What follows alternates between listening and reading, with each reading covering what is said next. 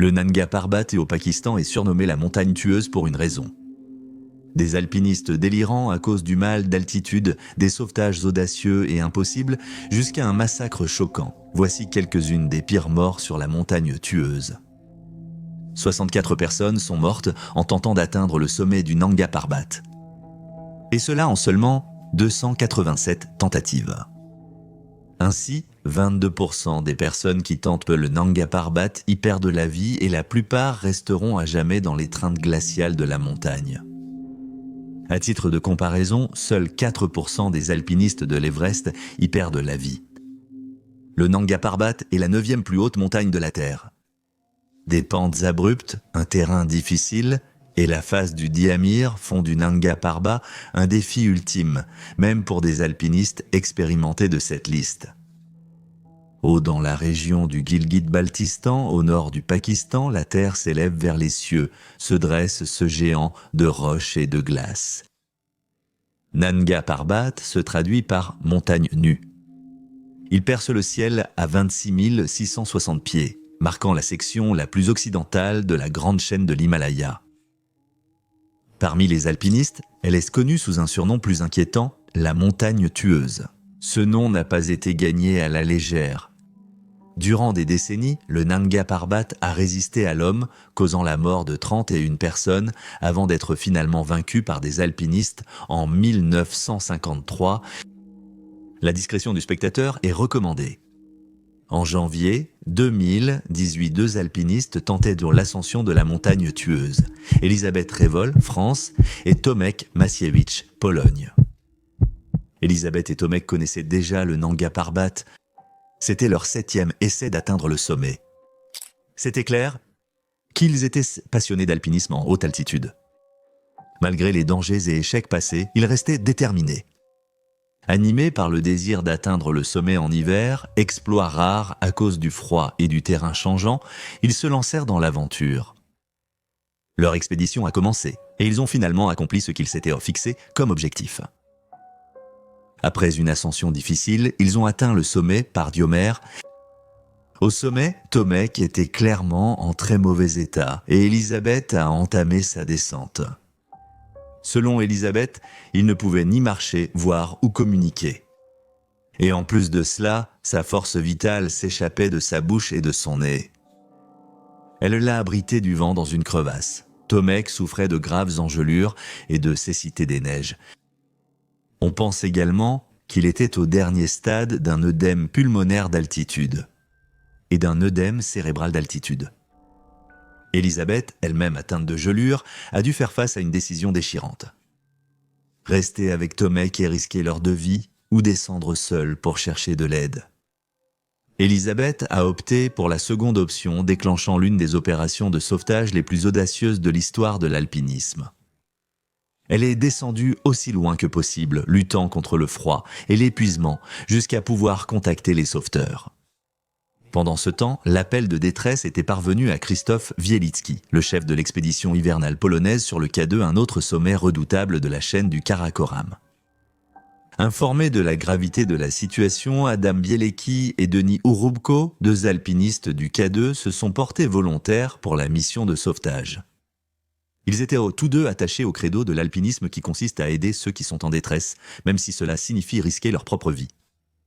Avec peu de repos et de préparation, ils ont entamé le sauvetage, affrontant le temps et la nature.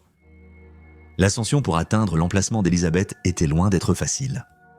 Bielecki et Urubko ont grimpé toute la nuit sur un terrain périlleux, dans des conditions quasi blizzard.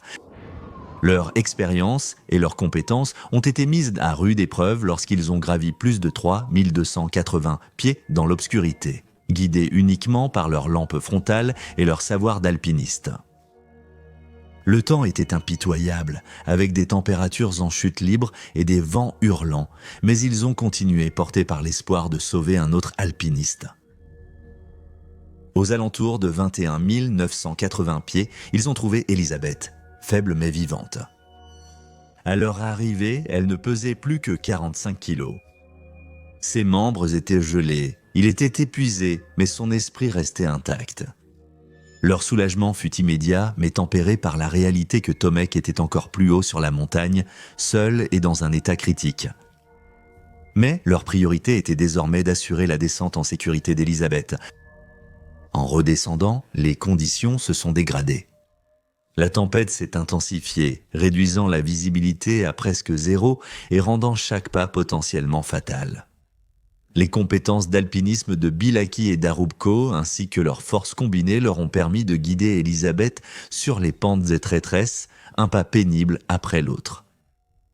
La descente était une course contre la montre, car chaque instant passé sur la montagne augmentait le risque d'engelure supplémentaire hyposepténa, c'est d'hypothermie. Au camp de base, la tension et l'anxiété étaient à leur comble. La communauté alpine mondiale suivait de près les mises à jour, espérant un sauvetage réussi. La difficulté de la mission, la rudesse de l'environnement et l'état critique des alpinistes faisaient croire que tout espoir était perdu. Après des heures d'efforts, Bieleki et Urubko, accompagnés d'Elisabeth, ont finalement atteint un point où une évacuation par hélicoptère était possible. Le soulagement parmi les sauveteurs et l'équipe était immense. Elisabeth a été évacuée par hélicoptère vers un lieu sûr où elle a reçu des soins médicaux immédiats. Sa survie n'aurait pas été possible sans l'aide de ses sauveteurs et sa propre volonté de vivre. Il était temps de secourir Tomek. Cependant, il s'agissait d'un problème plus compliqué. Aucun hélicoptère ne pouvait décoller à cause du mauvais temps et de l'altitude. Les sauveteurs signeraient leur arrêt de mort s'il y allait à pied. Après de longues délibérations, il a été jugé trop dangereux de tenter un sauvetage pour Tomek. La décision, compromis difficile entre vie et mort, a été prise pour la sécurité des sauveteurs. Tomek Makiewicz a été abandonné au sommet, trouvant une fin tragique sur la montagne tueuse. Le sauvetage s'est transformé en une histoire douce amère. La survie d'Elisabeth révèle elle a été saluée, mais la perte de Tomek vivement pleurée. Les hommages ont afflué, honorant son esprit d'aventure et le lien incroyable qu'il partageait avec les montagnes. Pour Elisabeth Rivell, l'expérience a été transformatrice. Sa survie contre toute attente a révélé sa résilience et l'incroyable bravoure de ses sauveteurs. Pour les familles et les amis de Tomek Makiewicz, la montagne occupe désormais une place sacrée, le lieu de repos final d'un alpiniste dont l'esprit fera à jamais partie du Nanga Parbat. En juillet 2023, une ambitieuse tentative d'atteindre le sommet du Nanga Parbat était en cours. Les équipes avaient choisi de ne pas installer le camp 4, généralement situé à environ 24 278 pieds, et ont plutôt lancé leur tentative depuis le camp 3, situé à 22 310 pieds. Cette décision fut fatale pour les alpinistes sans oxygène supplémentaire. Parmi ceux qui tentèrent d'atteindre le sommet sans oxygène se trouvaient 3 alpinistes polonais, Piotr Krzyżewski, Paweł Kopecz et Waldemar Waldy-Kowalewski. Les 3 alpinistes ont atteint le sommet ce jour-là, mais tous ne redescendront pas vivants. De nombreux alpinistes les rejoignaient, cherchant la gloire d'atteindre le sommet du Nanga Parbat.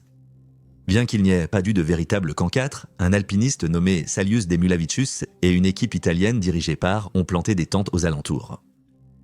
Ils étaient bien acclimatés et ont installé leur camp informel numéro 4 à 24 115 pieds, une décision dont l'importance allait bientôt se révéler. Mais alors qu'ils se préparaient pour leur propre tentative d'atteindre le sommet, ils ont découvert que leur tente s'était transformée en poste de secours d'urgence pour les alpinistes en difficulté redescendant du sommet. Ce jour-là, de nombreux alpinistes souffraient d'engelures à cause de la baisse soudaine des températures. Flore Quinca du Pérou, alpiniste chevronné ayant gravi le Nanga Parbat sans oxygène, a rencontré plusieurs alpinistes en difficulté en descendant. Elle a vu les conséquences de la décision de l'équipe commerciale d'ignorer le camp 4. Partir du camp 3 signifiait une ascension beaucoup plus longue et, plus important encore, une descente également bien plus longue. Les alpinistes étaient épuisés, souffraient de gelures et certains hallucinaient à cause du mal d'altitude. L'équipe lituanienne, ukrainienne, azerbaïdjanaise a sacrifié sa propre tentative d'atteindre le sommet pour aider ceux qui en avaient d'un délai besoin. Damulavicius s'est souvenu du chaos. Un appel radio glaçant a retenti pendant la tempête, signalant des alpinistes en détresse. Les 3 alpinistes polonais Piotr Krzyzowski, Paweł Kopeć et Waldemar Waldy-Kowalewski étaient donc tous parvenus à atteindre le sommet à des moments différents. Aucun n'avait utilisé d'oxygène supplémentaire, un exploit impressionnant. Mais la descente de la montagne tueuse s'est révélée trop difficile. Waldy-Kowalewski n'est plus orienté. Il a besoin d'aide pour descendre. Paweł souffre du mal des montagnes et ne se souvient même plus de son nom. Demilavicius a alors demandé par radio que quelqu'un apporte de l'oxygène pour Paweł Kopeć. Demilavicius a déclaré que des alpinistes gelés arrivent dans le vestibule de leur tente. Une tempête a rempli la tente de neige. Nous servons du thé à tous et tentons de comprendre la situation en demandant des infos. Vers minuit, nous avons compris que Chaba avait besoin d'aide pour descendre et que Paweł était sans doute encore en danger. Vers 1h du matin, Demilavicius et son équipe devaient y partir pour le sommet. Mais ils avaient abandonné ce plan en tentant héroïquement d'aider d'autres alpinistes désorientés et malades. Un alpiniste à l'extérieur de leur tente leur a signalé que Paweł Kopeć, attendant de l'oxygène d'un camp plus bas, était arrivé près d'eux mais nécessitait de l'aide. Puis l'alpiniste a poursuivi la descente vers le camp 3. La tempête continuait de faire rage et les alpinistes, ayant besoin d'être secourus, luttaient pour atteindre un endroit sûr. Paweł Kopeć nécessitait une aide importante. D'autres alpinistes ont tenté de l'aider, mais l'état de Kopeć a empiré. Les expériences de Cuenca ont aggravé cette histoire. Elle a croisé d'autres alpinistes dans des conditions désespérées et découvert Akbar, un porteur d'altitude, abandonné dans la neige au camp 3. Consternée par le sort des alpinistes locaux, elle lui a offert abri et combustible. Alors que les alpinistes atteignaient le sommet, la tempête s'intensifiait pendant leur descente. Demilavicius et son équipe ont poursuivi leur aide, secourant aussi un alpiniste désorienté sans gants. Épuisés, ils ont pourtant offert héroïquement thé, chaleur et abri aux alpinistes en difficulté. La nuit au camp 4 informel fut longue et froide. Paweł Kopeć reposait à 24 278 pieds. Il s'était effondré à 600 pieds de la tente, l'air mal en point. Ils ont tenté de l'aider, mais ses jambes ne répondaient pas. Demilavicius a cherché de l'aide. En chemin, il a croisé un alpiniste déconcerté, délirant et tentant de creuser une plateforme pour sa tente. Il l'a conduit dans une tente voisine pour qu'il soit pris en charge. Il est ensuite allé à l'autre tente et a trouvé 3 alpinistes expérimentés pour aider Paweł Kopeć. Il leur a dit qu'il avait besoin d'aide physique pour traîner Kopeć. Il est ensuite allé à sa tente chercher de quoi tracter l'alpiniste malade. Il s'agissait d'une corde, d'un tapis et d'un thermos d'eau chaude. Il lui a fallu 40 minutes pour revenir auprès de Kopeć. Quand Demilavicius est revenu, la situation s'était aggravée. Il a dit « Paweł repose paisiblement dans les bras de Lanko, qui est assis à côté de lui. Les deux respirent normalement. Je verse à Paweł une tasse d'eau chaude. Nous parlons constamment à Paweł, l'encourageant et lui disant qu'il est nécessaire d'atteindre la tente. Constatant l'absence probable d'aide, nous tentons à nouveau de soulever Paweł et de le tirer vers le bas. Vladimir et moi nous regardons immédiatement car nous sentons tous les deux en même temps que quelque chose ne va pas. Paweł ne respire pas. Nous essayons de le secouer et de le ranimer, mais en vain. Paweł Kopeć était mort dans mes bras le 3 juillet à 3h19 du matin, l'aide du camp 4 et la bouteille d'oxygène demandée au camp 3 ne sont jamais arrivées. Les événements sur le Nanga Parbat ont suscité une réflexion au sein de la communauté de l'alpinisme en haute altitude. Le chaos et la tragédie ont montré la nécessité d'une meilleure préparation, d'une évaluation réaliste de ses propres capacités et d'un engagement renouvelé à aider ses compagnons alpinistes.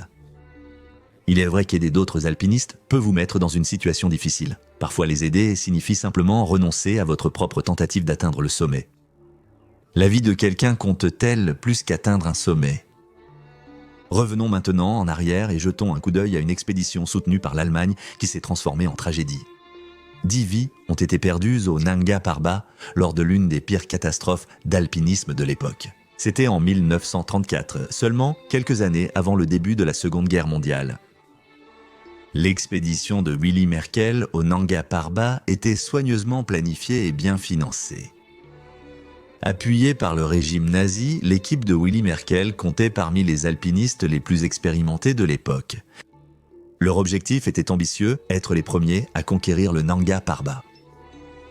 Willy Merkel a réuni une équipe de 9 autres alpinistes et de 35 Sherpas porteurs expérimentés. 600 porteurs locaux supplémentaires ont été engagés pour transporter 570 charges d'équipement sur les 320 km jusqu'au pied de la montagne. Après une marche de 17 jours à travers des cols de montagne enneigés, l'équipe a établi le camp de base à 13 000 pieds dans la prairie des Contes de Fées. Dès lors, ils ont entrepris d'installer des camps plus hauts et d'apporter les provisions au sommet de la montagne. L'expédition a rapidement installé les camps 2 et 3 après de bons débuts. La première tragédie survient le 7 juin quand l'alpiniste Alfred Drexel souffre d'un grave mal aigu des montagnes au camp 3. Malgré les tentatives de sauvetage et les soins, Drexel était mort d'un œdème pulmonaire le lendemain. Sa mort a choqué l'expédition, rappelant à tous les dangers auxquels il faisait de face. Après avoir enterré Drexel, l'équipe a continué sa route. Le 22 juin, ils avaient établi le camp, 4 à 20 000 pieds, pour servir de camp de base avancé. De là, ils ont affronté un terrain de plus en plus difficile, installant les camps 5 et 6 sur les pentes raides menant au sommet Rakiat. Le 4 juillet, l'équipe a atteint le camp 6 à 22 800 pieds. Avec une bonne météo et des progrès constants, ils estimaient qu'ils étaient à seulement 3 ou 4 jours du sommet. Cependant, l'altitude extrême commençait à se faire sentir et plusieurs porteurs ont dû redescendre à cause de la maladie. Le 6 juillet, 5 alpinistes européens et 11 porteurs sont partis pour la Selle d'Argent à 23 500 pieds. Ils ont installé le camp 7 ici, pensant être à quelques heures du sommet. Mais cette nuit-là, une tempête féroce s'est abattue sur la montagne. 2 jours durant, vents violents et fortes neiges ont piégé les alpinistes sous tente. Le 8 juillet, alors que la situation se dégradait et que les vivres manquaient, Merkel ordonna à tous de descendre au camp 4. La descente est vite devenue une lutte pour survivre. La neige aveuglante réduisait la visibilité à seulement 10 mètres et le vent menaçait d'arracher les alpinistes de la montagne. Le groupe s'est retrouvé séparé dans le chaos. 2 alpinistes européens et 3 porteurs ont formé une équipe d'éclaireurs pour ouvrir la voie. Ils ont atteint le camp 4 ce soir-là, mais le reste du groupe n'est jamais venu. Les jours suivants, de petits groupes de survivants ont tenté de descendre la montagne dans des conditions atroces. À cette période, le pire a commencé. De nombreux alpinistes et porteurs ont commencé à succomber à l'exposition, à l'épuisement ou à des chutes pendant cette épreuve. Certains sont allés jusqu'au camp 5 ou 6 avant de succomber aux éléments. D'autres sont restés coincés dans les camps supérieurs, incapables de redescendre à cause de la neige et des vents violents. Le 12 juillet, les sauveteurs du camp 4 ont finalement réussi à atteindre le camp 5, mais la tempête les a forcés à redescendre. Ils ont observé un puissant tandis que des silhouettes solitaires apparaissaient parfois sur la crête et descendaient lentement. Le 14 juillet, un seul porteur est arrivé en titubant au camp 4. Après avoir lutté contre la tempête pendant près d'une semaine, il a rapporté que le chef d'expédition, Willy Merkel, et un autre porteur étaient encore en vie quelque part en dessous du camp 7. Les sauveteurs ont fait des tentatives désespérées pour les atteindre les 15 et 16 juillet, mais la neige jusqu'à la poitrine rendait toute progression impossible. Quelques jours après la tempête, le corps de Merkel fut retrouvé près des marches Rakia. Son fidèle porteur, qui est probablement resté pour aider Merkel, n'a jamais été retrouvé.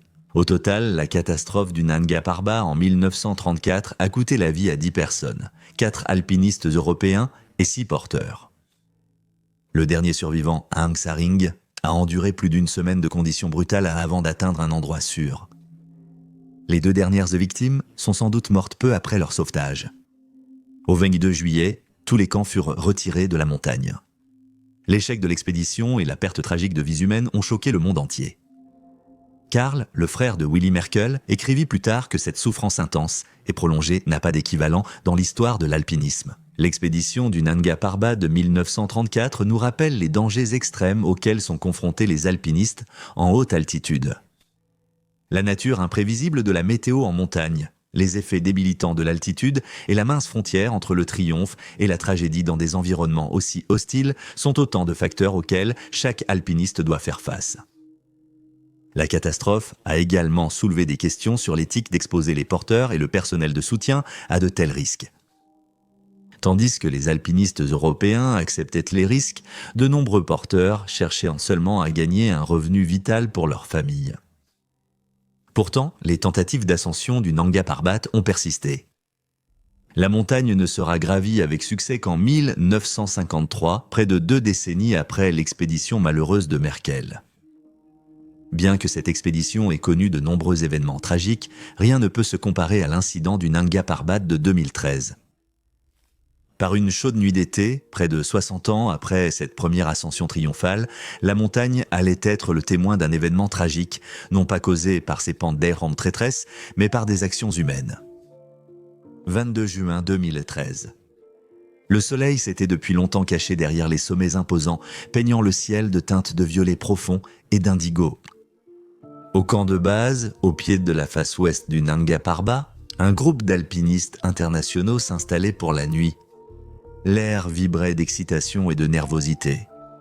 Demain apporterait de nouveaux défis alors qu'ils commenceraient leur ascension. Chen Hongliu, un alpiniste sino-américain, ferma sa tente et poussa un soupir de contentement. Il avait rêvé de ce moment pendant des années et maintenant, enfin, il y était. Dans les tentes voisines, ses compagnons d'aventure, originaires d'Ukraine, de Chine, de Slovaquie, de Lituanie, du Népal et du Pakistan, accomplissaient leur propre rituel du soir. Les porteurs pakistanais locaux, essentiels pour amener l'expédition jusqu'ici, discutaient tranquillement autour de petits feux, leur rire porté de temps à autre par l'air vif de la montagne. Personne n'aurait imaginé ce qui allait arriver. Aux alentours de 21h30, la tranquillité du camp fut brisée. Un groupe d'hommes, près d'une vingtaine, vêtus d'uniformes militaires, surgit de l'obscurité. 6 d'entre eux avaient des fusils. Leurs cris en anglais marqués fendèrent la nuit. « Talibans !»« Al-Qaïda !»« Rendez-vous !» La confusion régnait alors que les alpinistes étaient brutalement tirés de leur tente. Chen Hongliu, réalisant le grave danger dans lequel il se trouvait, prit une décision en une fraction de seconde.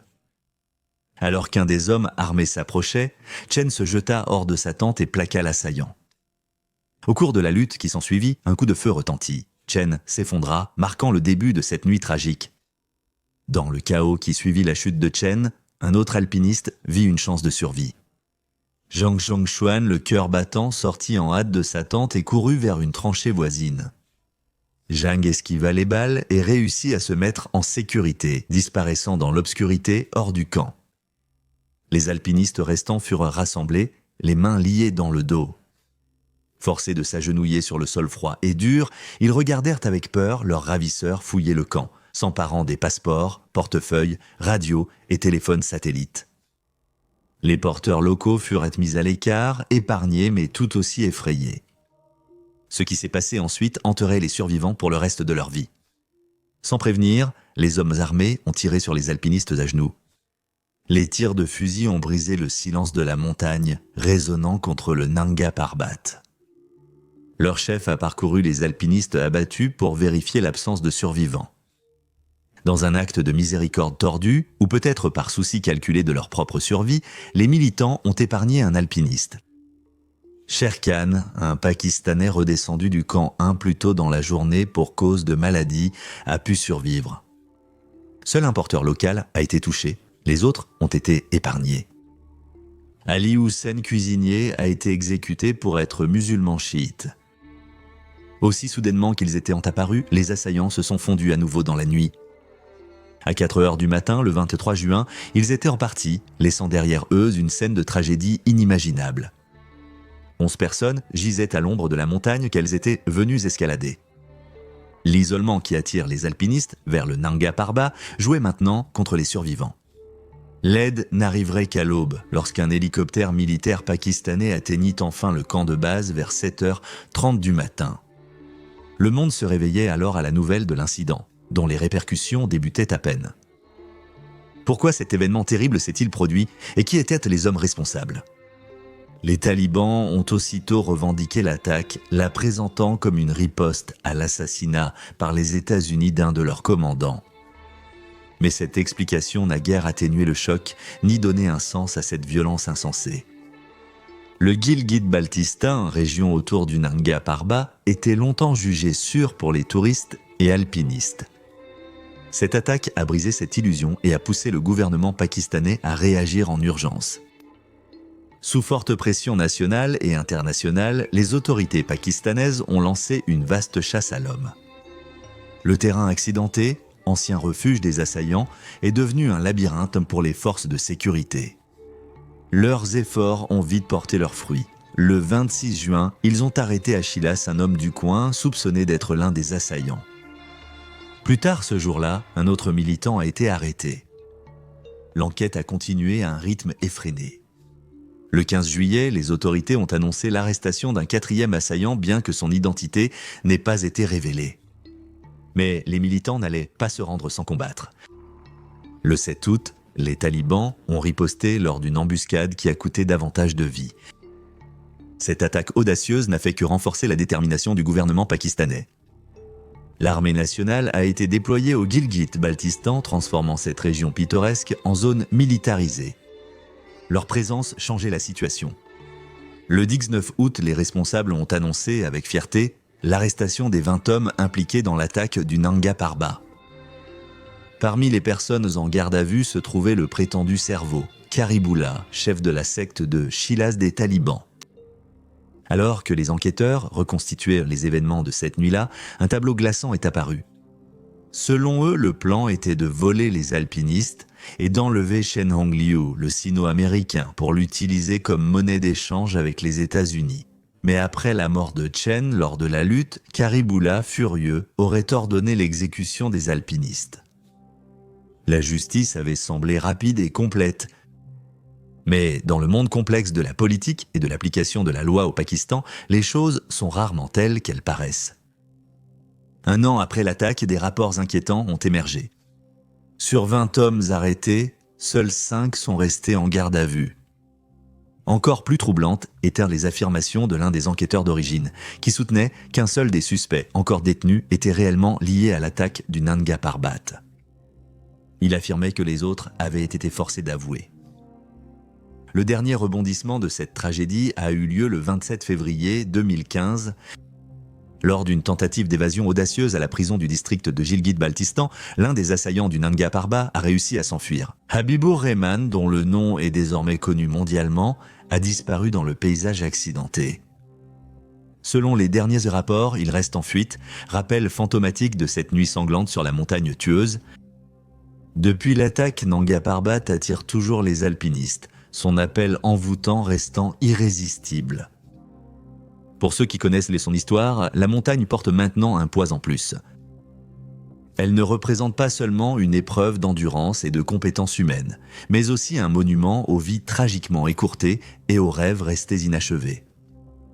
Les événements du 22 juin 2013 montrent la fragilité de la vie et la profondeur de la cruauté humaine, mais ils mettent aussi en lumière la résilience de l'esprit humain. Les alpinistes continuent d'affronter la montagne tueuse, refusant que la peur éteigne leur soif d'aventure. Alors que le soleil se couche derrière le Nanga Parbat chaque soir, peignant le sommet enneigé de nuances d'or et de pourpre, on ne peut s'empêcher de s'arrêter et de se souvenir. Se souvenir des vies perdues, du courage démontré et de l'attrait durable des montagnes qui continuent de nous appeler malgré les risques et les tragédies. Car, dans ces sommets imposants, nous trouvons non seulement le défi et le danger, mais aussi la beauté, la paix et un lien avec quelque chose de plus grand que nous. L'histoire du Nanga Parbat se poursuit, gravée dans la roche, la glace, le sang et le courage, reflet de la complexité humaine face à la grandeur de la nature. Merci d'avoir regardé, à la prochaine vidéo. Restez audacieux et courageux.